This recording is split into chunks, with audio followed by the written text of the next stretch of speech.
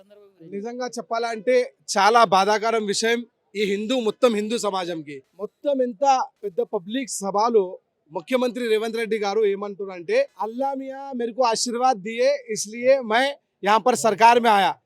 Okay మంచిదే, మీరు respect ఇస్తున్నారు, మేము కూడా రెస్పెక్ట్ ఇస్తాం. కానీ అల్లా మియా మీకు ఆశీర్వాదం ఇచ్చినారా? రామ్జీ ఆశీర్వాద్ ఇయ్యలేదా? గణేష్ జీ ఆశీర్వాద్ ఇయ్యలేదా? మా తులజా భవాని ఆశీర్వాద్ ఇయ్యలేదా? ఎంతో మంది దేవుళ్ళు మన హిందువులో ఉన్నారు కూడా ఉన్నారు. ఆ హిందూ దేవుళ్ళు మీకు ఆశీర్వాద్ ఇయ్యలేదా? ఈ 4 కోటి జనాభాలో మీరు ఓన్లీ ఫర్ మైనారిటీస్ మీకు గెలిపించినారా? లేదంటే హిందూ ఓటర్స్ మీకు గెలిపలేదా? ఆ చాలా ఘోరం, అంటే ఘోరం విషయం.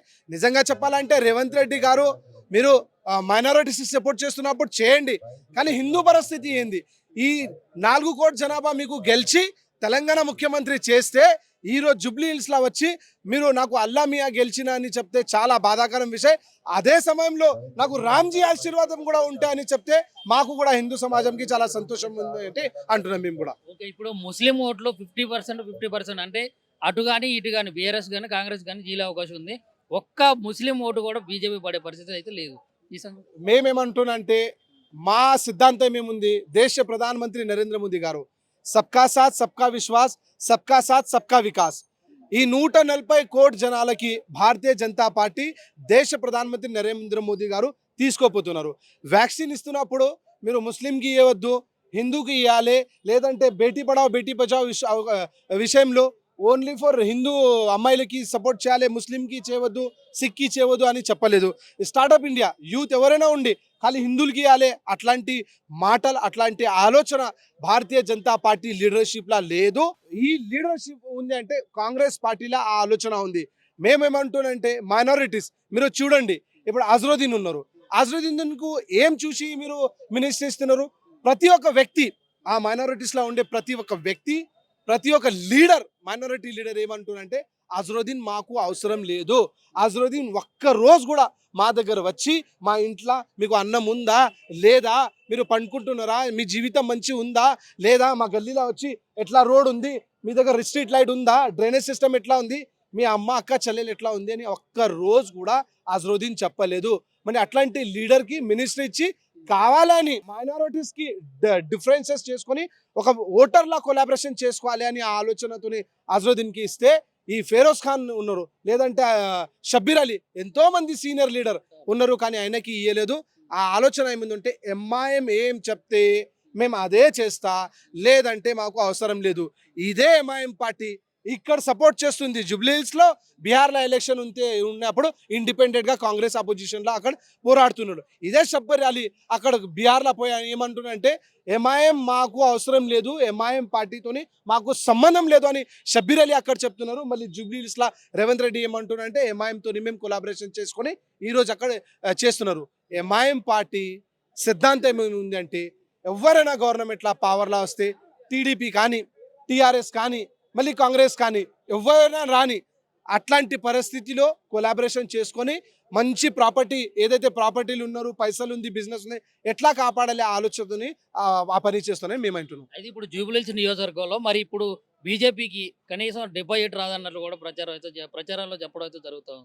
నేను అదే అన్నా, నేను వారం రోజు నుంచి 10 రోజుల నుంచి ఎక్కువ అయిపోయింది. జూబ్లీహిల్స్ అసెంబ్లీలో యూసుఫ్గూడ, బోరాబండ, ఎర్రగడ్డ, రెహమత్ నగర్, షేక్పేట్ ప్రతి ఒక్క డివిజన్లో నేను పాదయాత్రకి పోతున్నా. ప్రతి ఒక్క డివిజన్లో ప్రతి ఒక్క గల్లీ పోతే ఒక్క గల్లీలో ఒక్క రోడ్ కూడా సరిగా లేదు, ఒక్క డ్రైనేజ్ సిస్టమ్ సరిగా లేదు. చాలా మంది ఏరియాలో బస్తీలో స్ట్రీట్ లైట్స్ కూడా లేదు, యూత్ కి జాబ్ లేదు. ఇక్కడ యూత్ కి మొత్తం బేరోజ్గార్ అయిపోయినారు, అమ్మాయిలు సురక్షిత లేదు. ఏ జీరో పాయింట్ కూడా జూబ్లీస్ లా పాత ఎమ్మెల్యే కానీ ఇప్పుడు వచ్చే ఎమ్మెల్యే మా కాంగ్రెస్ ఎమ్మెల్యే అయితే రేవంత్ రెడ్డి అనుకుంటున్నారు. ఇద్దరు కూడా జూబ్లీహిల్స్ కి రూపాయి కూడా సపోర్ట్ చేయలేదని మేము అంటున్నాం.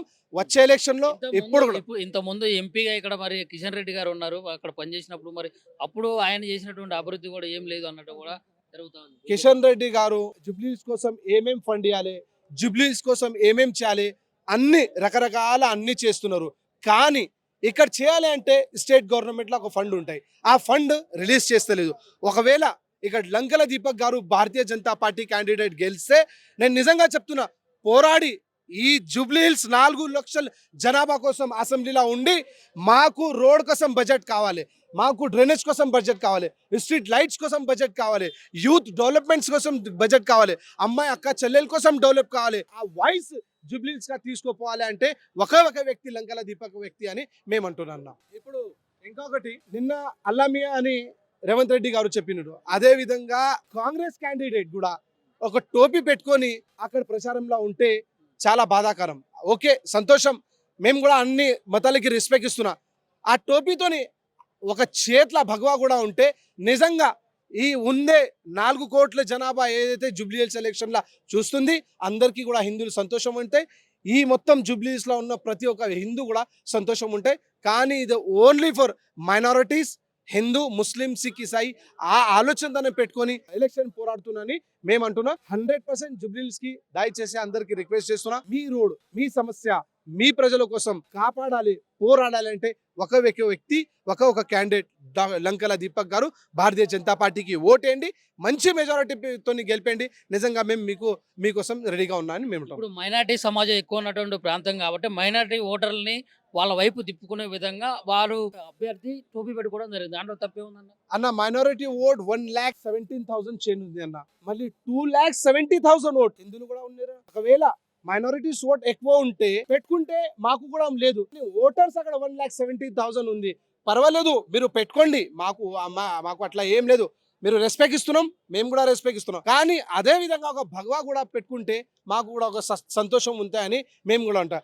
ఆ సభలో కూడా జై శ్రీరామ్ కూడా ఒక్క నారా కూడా ఇస్తే నిజంగా హిందూ సమాజం చాలా సంతోషంగా ఉంటాయని